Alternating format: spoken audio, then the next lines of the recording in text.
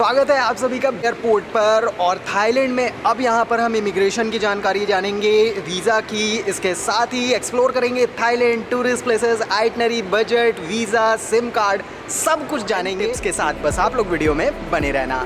Thailand की capital Bangkok है और यहाँ के लिए इंडिया के ऑलमोस्ट सभी मेजर सिटीज से डायरेक्ट फ्लाइट्स है।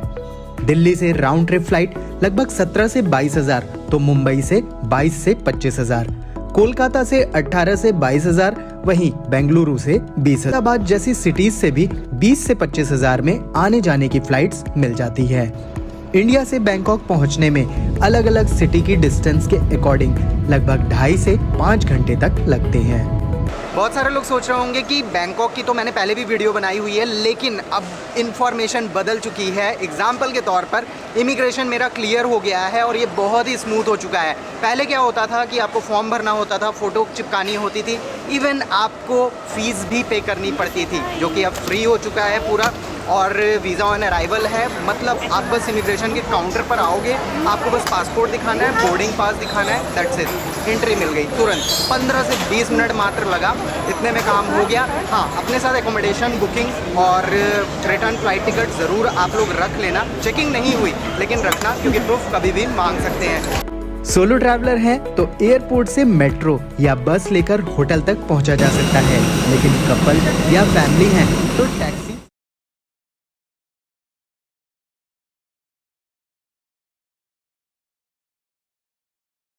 सबसे कन्वीनियंट होती है, जो ग्रैब ऐप से बुक कर सकते हैं। लेकिन बढ़िया से वेलकम के साथ एंट्री करनी है या सेफ्टी का कंसर्न है तो ट्रैवल एजेंट के थ्रू भी इसकी बुकिंग कर सकते हैं, जिनकी कॉन्टैक्ट डिटेल्स मैंने डिस्क्रिप्शन बॉक्स में दे रखी है। थाईलैंड में घूमने के लिए बैंकॉक, पटाया और फुकेट सबसे मेन सिटीज हैं। और बैंकॉक में अगर आप फर्स्ट टाइम आ रहे हैं तो आपको यहाँ के सफारी वर्ल्ड में जाना चाहिए, जहाँ कई सारे शोज होते हैं, जिन्हें देखने में आपका पूरा दिन कब निकलेगा पता भी नहीं चलेगा। कपल हो या फैमिली या बच्चे, ये आइडियल प्लेस है। यहाँ की एंट्री फीस 3 से 4,000 तक हो सकती है, जिसमें होटल से पिक ड्रॉप से लेकर लंच भी इंक्लूड होता है। सफारी वर्ल्ड हो या आइलैंड टूर या थाईलैंड में कोई भी एक्टिविटी या ट्रांसपोर्टेशन, इसके लिए आप डिस्कवर थाईलैंड से कांटेक्ट कर सकते हैं।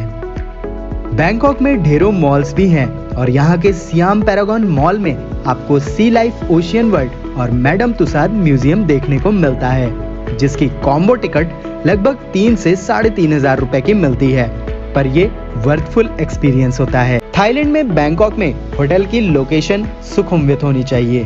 पटाया में वॉकिंग स्ट्रीट के आसपास, जबकि फुकेट में पटोंग बीच के आसपास।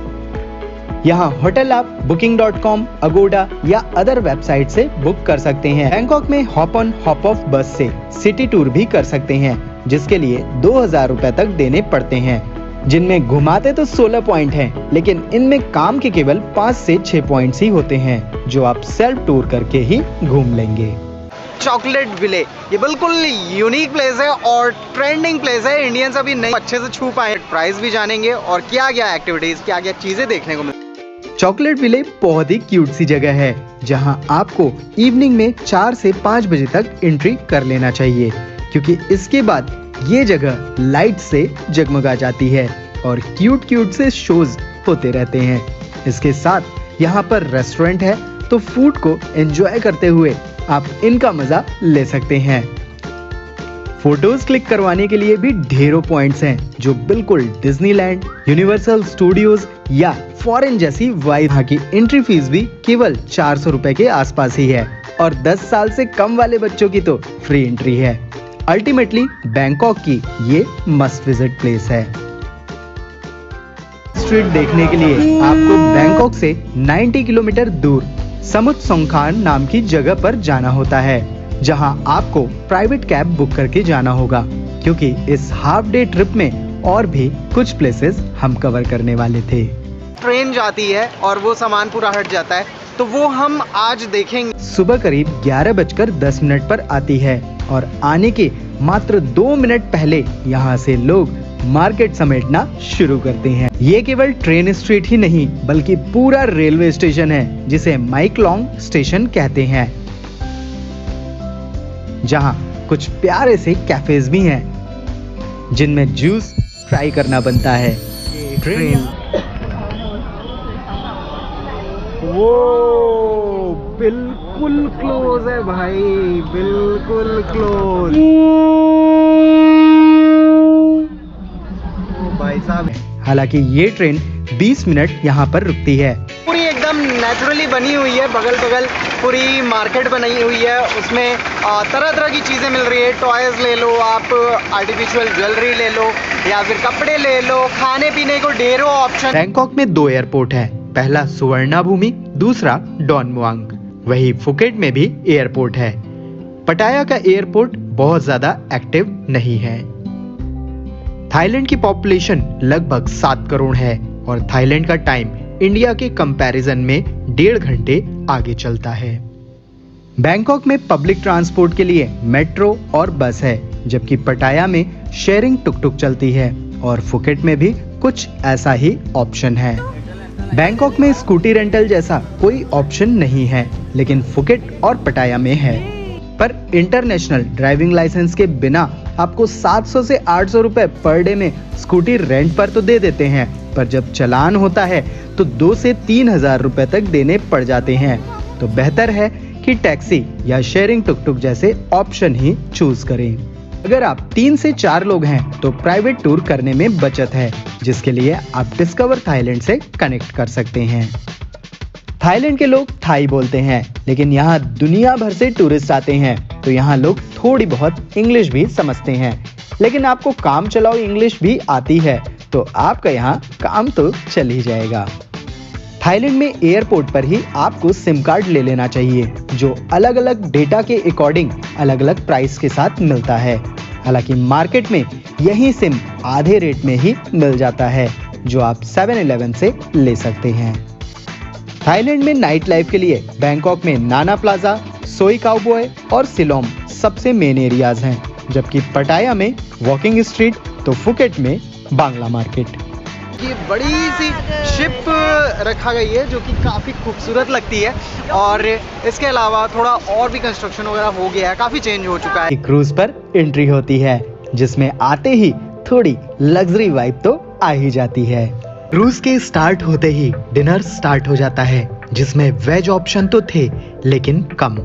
इसलिए अगर आप वेजिटेरियन हैं तो एशियाटिक की जगह आइकॉन सियाम जाएं, जो बैंकॉक का सबसे लग्जरी मॉल है, और इवनिंग में फाउंटेन शो भी होता है और यहाँ से भी क्रूज चलती है, जिसमें ढेरों इंडियन फूड आइटम्स मिलेंगे और इंडियन क्राउड भी ज्यादा होगा।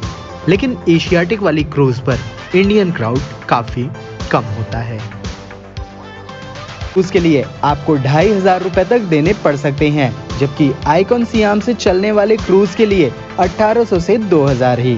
डिनर क्रूज का एक्सपीरियंस आपको लेना ही चाहिए, क्योंकि आप नॉर्मल रेस्टोरेंट में भी बैठेंगे तो 2 लोगों के 2 से 2500 तो खर्च हो ही जाएंगे। तो बेहतर है कि अच्छे एम्बियंस और व्यूज के साथ ये एक्सपीरियंस लिया जाए। वैसे बैंकॉक के मेजर अट्रैक्शंस यहाँ के टेम्पल्स हैं, जिनमें सबसे मेन ग्रैंड पैलेस है, जिसकी एंट्री फीस करीब 1200 रुपए है। लेकिन इसी के आसपास वाट अरुण, वाट साकेत और वाट फ्रा भी हैं, और हर जगह की एंट्री फीस 200 से 500 रुपए के बीच है। लेकिन थाईलैंड के कल्चर को देखना और जानना है, थाईलैंड की नेशनल बुक रामायण है, जो यहाँ राम कियन के नाम से जानी जाती है। इसलिए थाईलैंड की हिस्ट्री समझने के लिए इन प्लेसेस पर जाना बहुत इम्पोर्टेंट हो जाता है। थाईलैंड में नाइट लाइफ फुकेट और पटाया में सबसे ज्यादा है। पटाया की नाइट लाइफ फुकेट के कंपैरिजन में सस्ती है, 7500 रुपए, मील्स पर 1000 रुपए पर डे यानी 5000, और ट्रांसपोर्टेशन में बस, मेट्रो, शेयरिंग मिनी वैन का यूज करें तो टोटल 4000 रुपए, और एक्टिविटीज पर 10,000, तो टोटल 46,500 में भी आप थाईलैंड घूम सकते हैं। थाईलैंड ट्रिप में अगर आप कपल हैं तो 1 लाख रुपए तक के आसपास का करेंसी एक्सचेंज करवा के रखें, वही सोलो ट्रैवलर्स 30,000 रुपए तक। थाईलैंड ट्रिप में पैसे सेव करने हैं तो 2 से 3 महीने पहले ही सारी फ्लाइट और होटल की बुकिंग करके रखें, बिकॉज लास्ट मिनट बुकिंग्स में सब कुछ कॉस्टली पड़ता है। अल्टीमेटली थाईलैंड केवल नाइट लाइफ ही नहीं बल्कि काफी सारी चीजों के लिए पॉपुलर है, और अगर आप फर्स्ट फॉरेन ट्रिप प्लान कर रहे हैं तो ये आपकी लिस्ट में टॉप पर होनी चाहिए। तो ऐसे ही वीडियोस के लिए चैनल को सब्सक्राइब और वीडियो को लाइक और शेयर करना ना भूलें।